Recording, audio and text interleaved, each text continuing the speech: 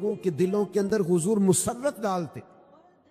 بخشی آ گئے، بخشی جنہوں نے حضرت امیر حمزہ کو شہید کیا تھا. کتنا غم دیا نبی پاک کو، کتنے آنسو بہائے رسول کریم نے. اور جناب بخشی نے پیغام بھیجا کہ میں نے اتنے عظیم آدمی کو شہید کیا ہے، میری بھی توبہ قبول ہو جائے گی. میں سچے دل سے آ جاؤں تو قبول کر لیا جاؤں گا. یہ میرے محبوب کا انداز ہے بشارت دینے کا. رسول کریم علیہ السلام فرمانے لگے تو آ، رب رسول کا وعدہ ہے تیری توبہ بھی قبول کی جائے گی. دو لوگ بیٹھے تھے نا حرم مکہ میں. ایک صاحب کہہ رہے تھے کہ میرے اوپر بدر میں جو قتل ہو گئے کفار، ان کا ذکر چل رہا تھا، تو دونوں گفتگو کر رہے تھے بدر میں ہمارے اتنے لوگ مسلمانوں نے مار دیے. تو ایک ان میں کہنے لگے کہ اگر میرے اوپر قرض نہ ہوتا اور میرے چھوٹے چھوٹے بچے نہ ہوتے تو میں تو تلوار لے کے جاتا اور مدینہ شریف جا کے معاذ اللہ بدلہ لے آتا.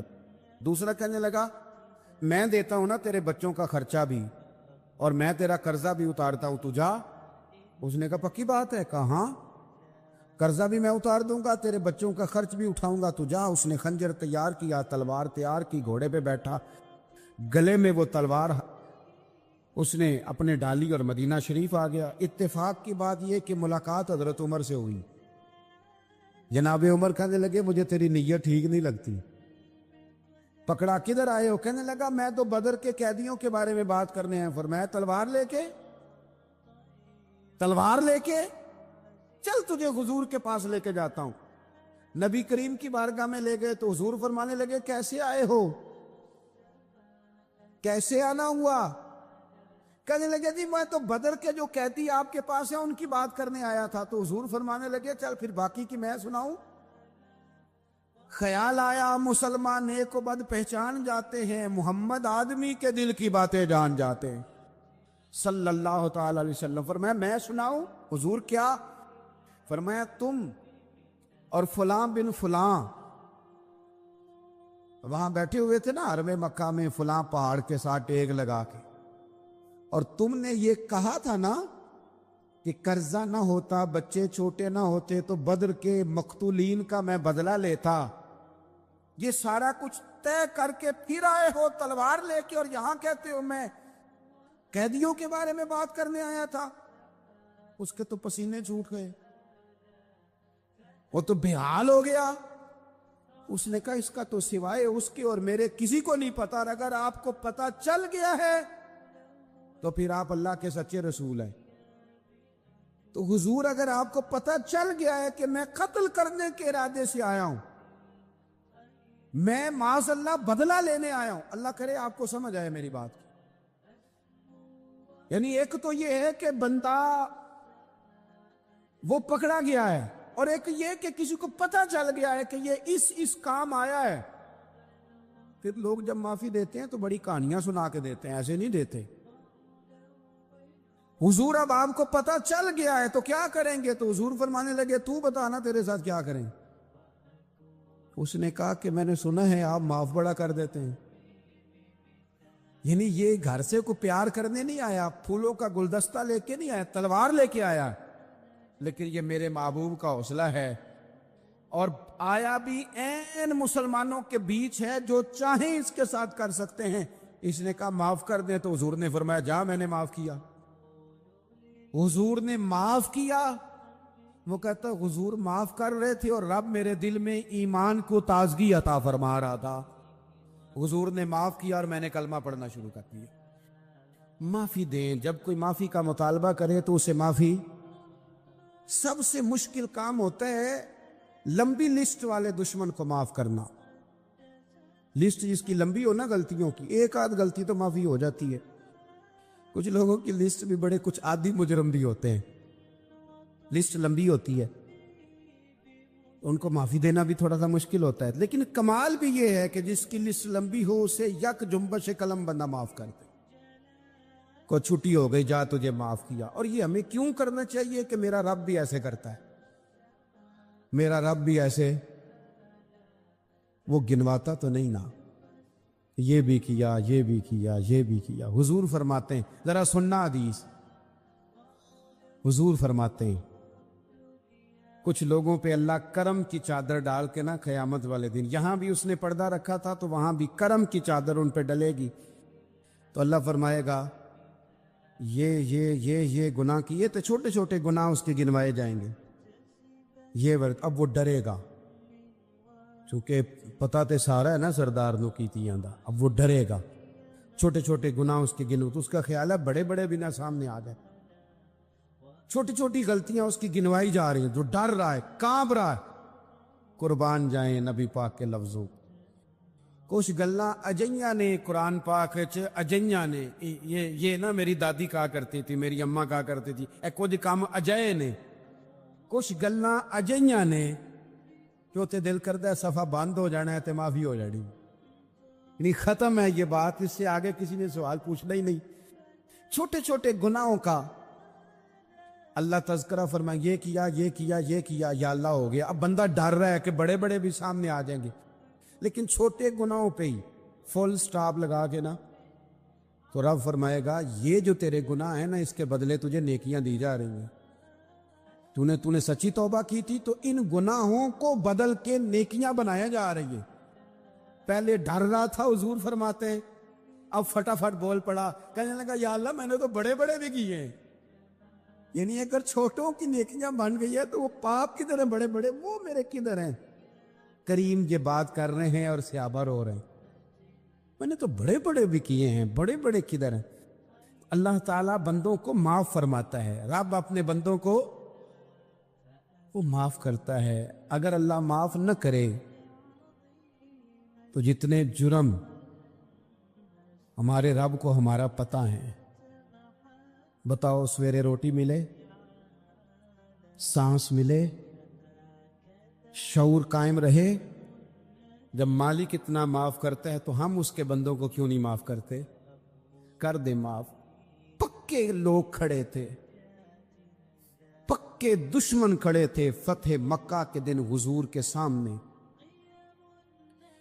اور کچھ لوگ ایسے ہوتے ہیں جن سے امید نہیں ہوتی، اپنے ہوتے ہیں کہ یہ والا جملہ، اور بندہ کہتا ہے یار تجھے تو نہیں نہ کہنا چاہیے تھا، کوئی اور کہتا مجھے، کہتے ہیں، یہ نہ سمجھیں کہ لوگ کہتے نہیں، کہنے والے، یہ بات ہی آپ چھوڑ دیں کہ کوئی آپ کو کچھ کہے گا نہیں، یہ چھوڑ دیں۔ مخلوق تو اس طرح کی بات ڈھونڈ کے لاتی ہے کہ انسان پریشان ہو جاتا ہے کہ یار میں یہ کر سکتا تھا، میں نے کیا نہیں، اور جو میں نے کیا نہیں وہ تو نے میرے کھاتے ڈال دیا ہے۔ ایسے لوگ سامنے کھڑے ہو گئے فتح مکہ کے دن کہ جن کے چہروں سے ان کی زیادتیاں عیاں ہو رہی، ان کے ظلم چھلک رہے تھے چہروں سے، حضور کے سامنے کھڑے ہیں، کانٹے بچھانے والے بھی، روڑے مارنے والے بھی، گلے میں رسیاں ڈال، سارے کھڑے ہیں۔ حضور نے فرمایا بتاؤ تمہارے ساتھ کیا سلوک کروں؟ انہوں نے کہا آپ کریم ہیں، تو حضور نے پتہ کیا کہا؟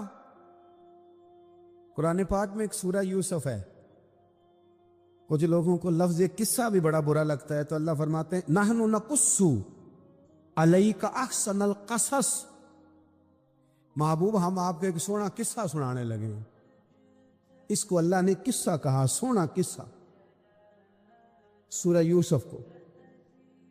تو سورہ یوسف کیا ہے بھلا؟ ذرا انداز دیکھیے سورہ یوسف کا۔ پہلے حضرت یوسف لاڈلے ہیں باپ کے، لاڈلے، پھر اسی جناب یوسف کے منہ پہ تماچے ہیں، پھر وہی جناب یوسف کنویں میں ہیں، پھر کنویں سے بچ گئے، کنویں میں گرا بھی بندہ کبھی بچتا ہے، بچ گئے، اللہ کی شان ہو تو بچ جاتا ہے، بچ گئے، فرماتے ہیں میں نے سمجھا بچ گیا ہوں، جب بچ گیا تو بڑی تکلیف ہوئی، بھائیوں نے کہا ہمارا غلام ہے، ہم نے بیچنا ہے، سگے بھائیوں نے بیچا، جو باپ کی طرف سے سگے تھے بیچا، فرماتے ہیں میں بکا، اب بڑا پریشان تھا کہ یار کبھی آپ غور کریں نا کسی کا ریٹ لگ جائے، فرماتے ہیں اب بڑا پریشان تھا، اور جب میں مصر میں گیا تو میں کونے میں کھڑا ہوں اور لوگ مجھے خرید رہے ہیں۔ محبت میں یہ قصہ سنانا تو آسان ہے کہ بی بی اٹی لے کے آ گئی تھی، پر جو بیک رہا ہے اس کا بھی تو حال دیکھو نا کیا ہے، اس کے ریٹ لگ رہا ہے۔ یہ بھی تو بڑی. اور جناب یوسف کہتے ہیں پھر عزیز مصر نے خرید لیا تو بادشاہ کے گھر گیا تو کچھ سکھ کا سانس آیا. یہ حضرت یوسف ہیں, یہ لاڈلے ہیں. فرماتے ہیں سکھ کا سانس لیا ہی تھا کہ جناب زلیخا نے الزام لگایا, اور وہ غلطی معاذ اللہ جس کا تصور بھی نہیں, اس کی پاداش میں سالوں جیل کاٹا. لیکن خدا کی حکمت ہے نا, اللہ کا کرم ہے نا, جس ملک کے وہ قیدی تھے رب نے اسی ملک کا حکمران بھی بنا دیا. یہ اللہ کی حکمت ہے نا, تقاضے ہیں نا. صبح کے تخت نشین شام کے مجرم ٹھہرے, ہم نے پل بھر میں نصیبوں کو بدلتے دیکھا. وہ جو چاہے جب چاہے کر دے. تو جب وہی بھائی مجبور ہو کر سوالی بن کر سامنے آئے ہیں, پتہ کیا ہوتا ہے, بندہ معاف کر دیتا ہے. بہت سارے لوگ معاف کرتے ہیں پر کہانیاں سنا کے, پتہ جے نا ادو کی آکھیا ساجے, پتہ جے نا ادو کی کیتا ساجے, پھر پتہ جے نا تسی اے بھی آندے سو. یہ ساری کہانیاں سنا کے. لیکن حضرت یوسف کے سامنے کھڑے ہو گئے. جناب یوسف نے بات چھیڑی کوئی نہیں, فرمایا تم سے بات ہی کوئی کرنی, جاؤ تمہیں سارا کچھ معاف کیا. اب جب یہ لوگ مکے والے حضور کے سامنے کھڑے, اس طرح معافی دینی چاہیے. یہ جب سامنے کھڑے ہوئے تو حضور نے فرمایا پتہ تمہارے ساتھ کیا سلوک کرنے والا ہوں. کہا حضور نہیں. فرمایا وہی جو جناب یوسف نے بھائیوں کے ساتھ کیا تھا. پچھلا صفحہ پلٹنا ہی کوئی نہیں, جاؤ تمہیں معاف کیا, جاؤ تمہیں معاف کیا, جاؤ تمہیں معاف کیا. اور صرف معاف نہیں کیا, ساتھ عزت بھی دی. سب سے زیادہ مقابلے تو حضرت ابو سفیان نے کیے تھے نا, آخر تک وہ آئے تھے. آج وہ کلمہ پڑھ رہے ہیں, سردار ہیں, کلمہ پڑھ رہے ہیں, تو نبی پاک نے صرف معافی نہیں دی, عزت بھی دی. فرمایا جناب ابو سفیان چونکہ اب مسلمان ہو گئے ہیں, میں سب کو معاف کرتا ہوں. جو اپنا اندر سے دروازہ بند کر لے اسے بھی معاف کرتا ہوں, اور جو ابو سفیان کی حویلی میں آ جائے اسے بھی معاف کر دوں گا. تو ابو سفیان وہ کہتے میں حیران ہی ہو گیا کہ اتنی بڑی بات, معافی بھی دی اور ساتھ عزت بھی دی. تو آج جو سبق آپ کی خدمت میں نے عرض کیا ہے, اس کو آپ امید ہے یاد رکھیں گے. ایک تو یہ کہ معافی مانگ لیں. اگر کسی جگہ ہمارا معافی مانگنا اگر ہم سمجھتے ہیں, ہمارا دل ضمیر گواہی دیتا ہے کہ مجھے معافی مانگنی چاہیے, تو معافی مانگے. اور دوسرا پھر معافی دیں بھی, اور معافی دیں, سیاسی صلح نہ کریں. معافی دیں تو پھر واقعی دیں, دل سے دیں. اسلامی تعلیمات کے اندر دو قسم کے حقوق اللہ تعالیٰ نے انسان کے ذمے لگائے ہیں. ایک حقوق اللہ ہیں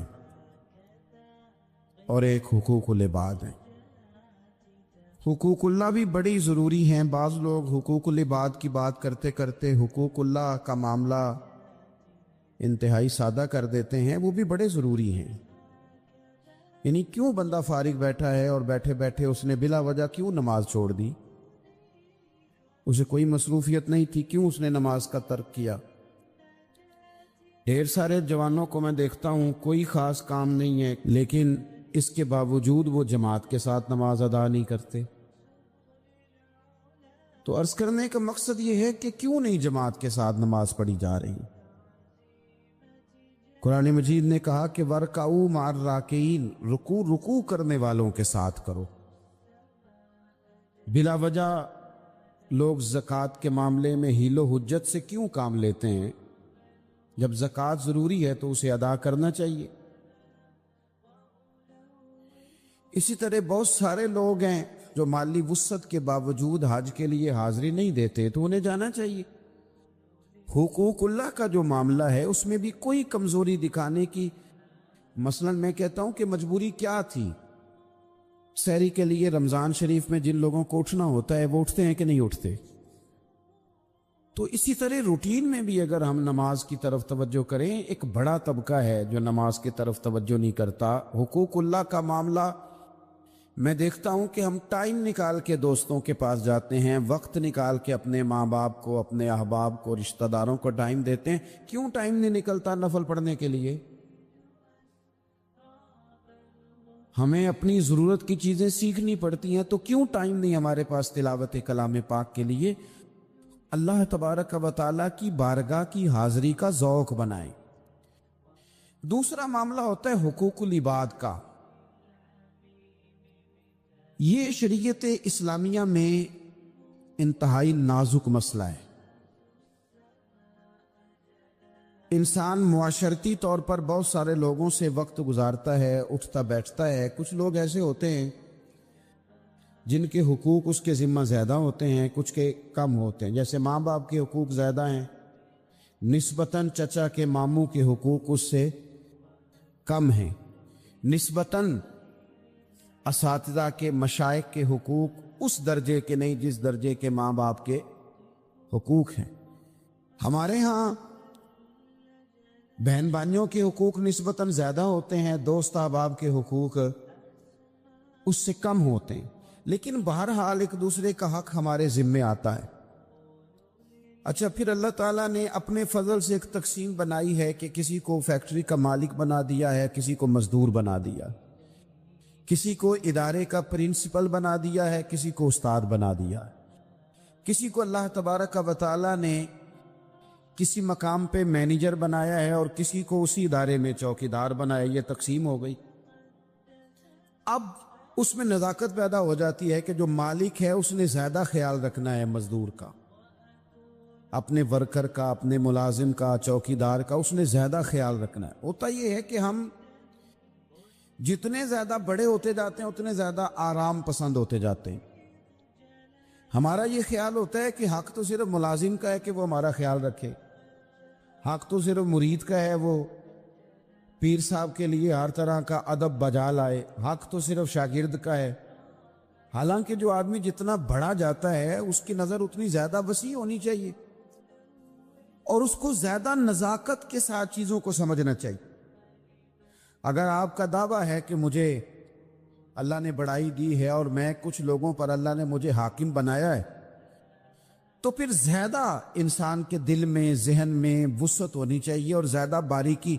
چلیں، یہ زیادہ ضروری نہیں کہ آپ سب لوگوں کو مطمئن کر سکیں، اطمینان ان کے دلوں کو پہنچانا یہ ضروری نہیں، چونکہ ڈیمانڈ مختلف ہوتی ہے نا ہر آدمی، لیکن زیادہ ضروری یہ ہے کہ آپ کے ذمے جو ذمہ داریاں تھیں، آپ کے تحت رہنے والے لوگوں کی، اولاد کی، شاگردوں کی، ارادت مندوں کی، احباب کی، ملازمین کی، وہ آپ نے کس حد تک پوری کی۔ نبی پاک صلی اللہ تعالی علیہ وسلم نے ہمیں حقوق العباد کے معاملے میں زیادہ احتیاط کرنے کا کہا ہے، اور حضور سید عالم علیہ السلام نے صحابہ کے بھرے مجمع میں سے یہ سوال کھڑا کیا، فرمایا تم مجھے بتاؤ مفلس کون ہے، غریب، تنگ دست اور بالکل تہی دست بندہ کون ہے؟ ہمارے ہاں سارے لوگ، یہ رمضان شروع ہوتا ہے تو لوگ کہنا شروع کر، پیر صاحب دعا منگو، حالات بڑے خراب ہیں۔ مثلا کیا خراب ہے حالات؟ شامی روٹی نہیں لبدی، حالات صرف یہ خراب ہیں کہ پڑوسی نے پجارو لے لی اور مجھے نہیں ملی، اتنے ہی حالات خراب ہیں، اس سے زیادہ تو نہیں۔ حالات اتنے ہی خراب ہیں کہ جو باہر بھائی چلا گیا تھا اس نے فلانی سوسائٹی میں پلاٹ لے لیا، میں پیچھے رہ گیا ہوں، اس سے زیادہ تو کوئی ایسا معاملہ نہیں۔ کتنے سارے لوگ ہیں جو اس بات کا اظہار کرتے ہیں۔ پھر میں نے یہ دیکھا ہے کہ بلا وجہ کے بعد لوگ شکوے کرتے ہیں، نہ دیکھو جی میرا بھائی ہے، میرا دوست ہے، میرا رشتہ دار ہے، پڑوسی ہے، تو اس نے گاڑی بدل لیا ہے، موبائل بدل لیا ہے، فلانی چیز اس نے لے لیا، میرا خیال نہیں رکھا۔ بھئی مثلا آپ کا کیا خیال رکھنا چاہیے تھا؟ نہیں، اس نے موبائل لیا ہے 3 لاکھ کا، تو آپ کا خیال ہے کہ میرا یہ خیال رکھتا کہ 1.5 کا مجھے لے دیتا، 1.5 کا وہ یہ لے لیتا۔ یہ مطالبہ غلط ہے شریعت میں۔ آپ کے جو ذمے، اس کی ذمہ داریاں جہاں تک بنتی ہیں وہاں تک تو وہ ادا کرے گا۔ دیکھیں نا، شریعت اسلامیہ بڑا پیار کرتی ہے بندے کے ساتھ، تو کھرب پتی بندے پر بھی شریعت نے یہ نہیں قدغن لگائی کہ تو کھرب پتی ہے تو اس طرح کر 40% زکوٰۃ دے، یہ نہیں کہا۔ لاکھ پتی بھی 2.5% ہی دے گا اور ارب کھرب پتی بھی 2.5% ہی دے گا۔ اگر اس کے دل میں وسعت اللہ نے پیدا کیا تو وہ لوگوں کا خیال کرے۔ تو حقوق العباد کے معاملے میں بعض تو ہمارے مطالبات ہیں جو مطالبے سرے سے درست نہیں، سرے سے ٹھیک نہیں۔ لیکن جو بعض اوقات ہمارے وجود سے، لہجے سے، آنے جانے سے ٹھیس پہنچ جاتی، میں پرسنلی بعض چیزوں کو نوٹ کرتا ہوں اور مجھے ان کا بڑا خیال رہتا ہے. میں محسوس کرتا ہوں کہ نہ چاہتے ہوئے بھی ہمارے رویے سے بعض لوگوں کو تکلیف ہوتی ہے، نہ چاہتے ہوئے. تو حقوق العباد کے مسئلے میں ہم زیادہ کمزور ہو جاتے ہیں. آج یہ سوچنا ہے کہ وہ جو میری ذمہ داریاں ہیں، جو شریعت نے، دین نے، اسلام نے، اور کچھ میں نے خود کہیں شاگرد بن کر، کہیں ارادت مند بن کر، کسی جماعت کا ممبر بن کر، کسی مسجد کی ذمہ داری لے کر، کسی ویلفیئر کام کی ذمہ داری لے کر، کسی غریب کی ذمہ داری لے کر، کسی مزدور کی ذمہ داری لے کر، جو میں نے اپنے اوپر خود چیزیں ضروری قرار دے لی ہیں، میں ان میں کہاں تک کامیاب ہو سکا ہوں. اپنی ذمہ داریوں کا حضرت معاویہ بن خدیج رضی اللہ تعالیٰ عنہ ایک صحابی ہیں، وہ فرماتے ہیں کہ مجھے حضرت عمر نے کہیں بھیجا تھا جہاد کے لیے، تو میں وہ کامیابی کی خبر لے کر دوپہر کو لوٹا. تو عرب شریف کے اندر چونکہ گرمی زیادہ ہوتی ہے، میں نے مناسب نہیں سمجھا کہ میں حضرت عمر کو دوپہر کو جگا کے خبر دوں کہ حضور بے فکر ہو جائیں، اللہ نے کامیابی دے دی.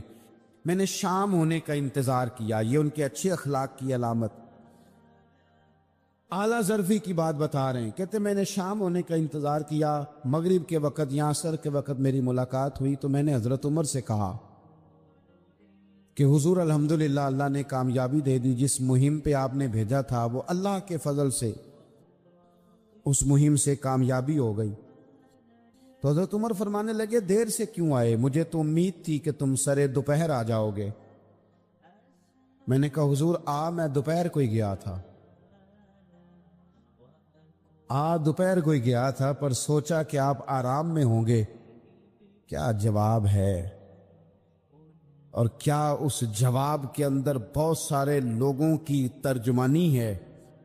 حضرت عمر فرمانے لگے آرام کرتا تھا میں، پر وہ دور گزر گیا. اب تم دوپہر کی بات کرتے ہو، اب تو رات کو بھی کم ملتا ہے. وہ تھا ایک دور. اب جب اپنے ذمے خود ذمہ داریاں زیادہ لے لی، اب کیا پتا کہ کوئی کہاں سے چل پڑا ہے تجھے ملنے کو. وہ دور گزر گیا جب تو سوتا تھا، من چاہی زندگی بتاتا تھا. اب تو نے خود یہ فیصلہ کیا ہے. اب تو میں بھائی تم دوپہر کی بات کرتے ہو، میں تو رات کو بھی گشت کرتا ہوں کہ کوئی ضرورت مند تو نہیں، کوئی حاجت مند تو نہیں. تو جو ہمارے ذمہ داریاں ہیں ان میں نازک حد تک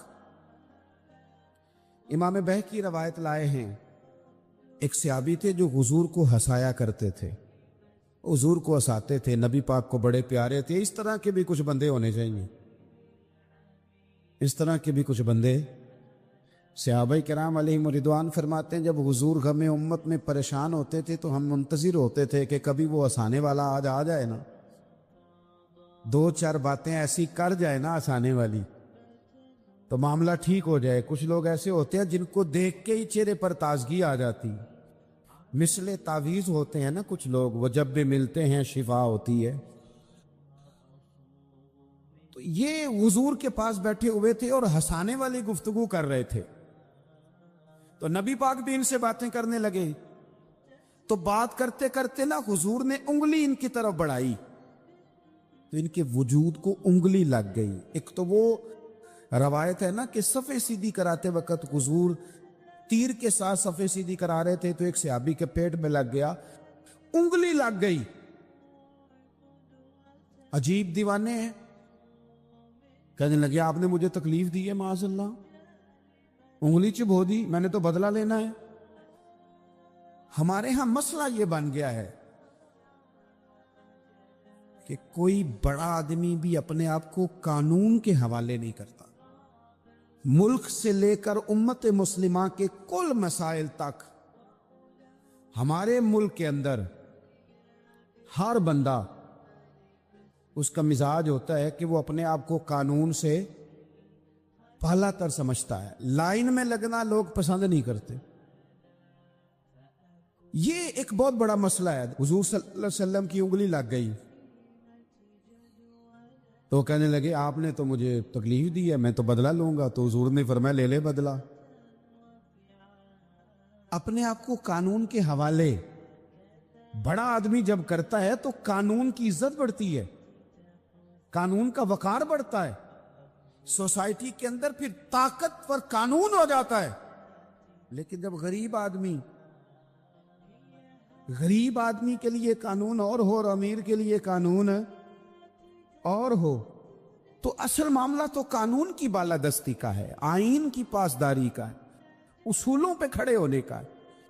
तो नबी पाक सल्लल्लाहु ताला अलैहि वसल्लम से कहा कि मैं, हुजूर ने फरमाया ले लो बदला, ये हुकूकुल इबाद की नजाकत अर्ज कर रहा हूं, ले लो बदला। उन्होंने कहा जी पेट से कपड़ा हटाइए, तो हुजूर ने पेट से कपड़ा हटा दिया।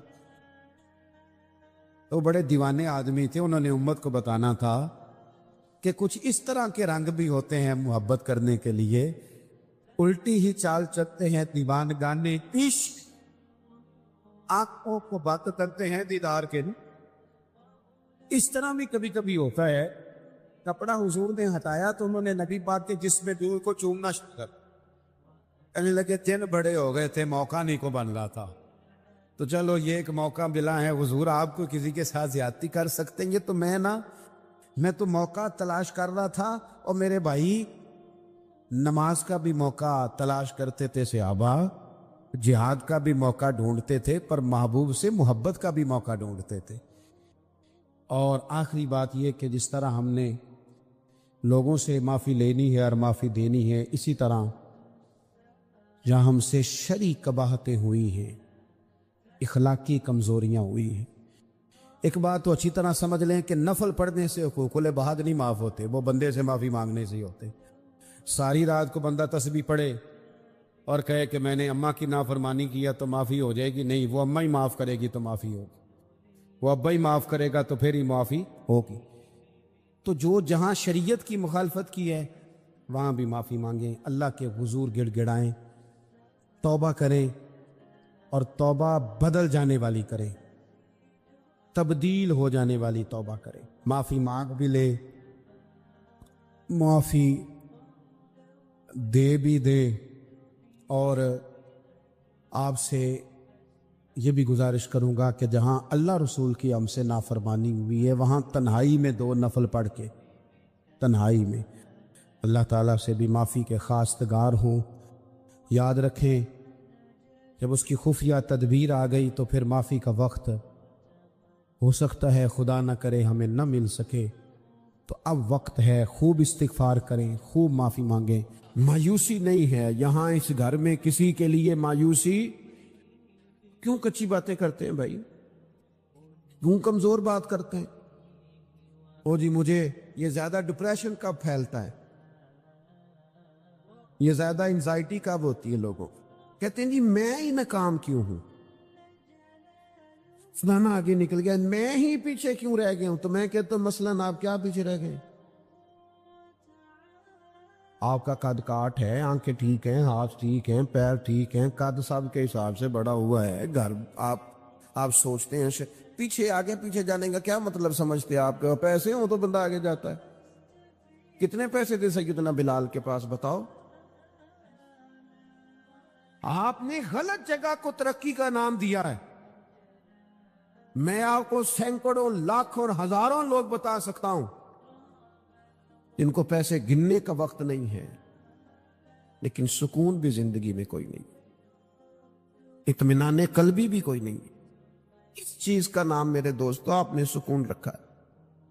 और आप ऐसे लोगों से मिले जिंदगी में जिनके पास पैसे हैं, सेहत नहीं, वो कहते हैं कुछ सारे ले जाए बस मेरी तबीयत ठीक हो जाए। पूछा था ना हजरत बहलोल दाना, पानी मांगा गर्मियों में हारून रशीद ने, तो पानी का प्याला करीब करने लगे तो बादशाह थोड़ी देर पहले बड़ी बातें कर रहा था कि मैं बादशाह हूं, तो हजरत बहलोल दाना फरमाने लगे एक बात तो बता, अगर पूरी सल्तनत में पानी ना मिले तो कितने को दे देगा तू? कहने लगा जी आधी सल्तनत दे के भी पानी का प्याला ले लूंगा। तो आप फरमाने लगे अगर ये पानी तो पिए और फिर खुदा न खास्ता तेरा ये पानी खराज ना हो, तकलीफ हो जाए, मसाने में पेशाब ना आए, और तू दर्द से कर रहा है तो फिर क्या करेगा? कहने लगा जी अल्लाह माफ करे, उस वक्त तो दिल करेगा सारी सल्तनत दे दूं, فرمانے لگے کیا نتیجہ نکلا دولتوں کا، حکومتوں کا کیا نتیجہ نکلا؟ او بھائی تیری صحت ٹھیک ہے، یہ بھی تو کامیابی ہے۔ او میرے بھائی تیرے گھر میں ماں باپ موجود ہیں، یہ بھی تو کامیابی ہے۔ رب نے اولاد دے رکھی ہے، چھوٹی کامیابی ہے۔ بہن بھائی ہیں، چھوٹی کامیابی ہے۔ کائنات کی سب سے بڑی کامیابی یہ ہے کہ تو محمد عربی کا کلمہ پڑھتا ہے، تو رسول اللہ کا غلام ہے۔ آپ دنیا میں گھوم کے دیکھیں، پی ایچ ڈی کی ڈگری رکھتا ہے، دنیاوی طور پر اتنا پڑھا ہے اور پوری دنیا میں بزنس کرتا ہے، سمجھدار ہے، لیکن رات کو جب کھڑا ہوتا ہے تو معاذ اللہ اپنے ہاتھ سے بنائے ہوئے بت کے سامنے کھڑا ہو جاتا ہے۔ تو پہلے دن سے رب کو سجدے کر رہا ہے، اسے بہت بڑی سعادت سمجھ، یہ بہت بڑی دولت ہے، اسے سمجھ۔ لیکن وہ ہمارے بچے اللہ جانے کس مایوسی کا شکار ہیں، کس پریشانی کا شکار ہیں، کس کمزوری کا شکار ہیں۔ آپ ان کمزوریوں سے باہر آئیں۔ میں تو کبھی کبھی اپنے احباب سے بھی کہتا ہوں، وہ میرے ایک دوست تھے، میں بھی علماء کے آئمہ کے حقوق پر بات کرتا رہتا ہوں، لیکن وہ ایک دوست تھے تو جنہوں نے کہا جی وہ لوگ پوچھتے نہیں مولویوں کو، فلان نہیں کرتے، تو میں نے انہیں کہا کہ آپ اتنا کمزور لہجہ نہ ظاہر کریں، فرض ہو گیا ہے کہ لوگ اٹھ کے آپ کو سلوٹ ماریں۔ یہ دین کا طالب علم تو اتنی بڑی سعادت رکھتا ہے کہ ابھی اس نے ایک ڈگری بھی نہیں لئی، پہلے دن گھر سے نکلتا ہے تو حضور نے فرمایا فرشتے پیروں کے نیچے پر رکھ دیتے۔ تو جس کو پہلے دن اتنا پروٹوکول ہے وہ کچا کیسے پڑ گیا؟ اس نے یہ کیا کہا کہ فلانا مجھے سلوٹ نہیں کرتا، نہیں کو کرتا تو نہ کرے۔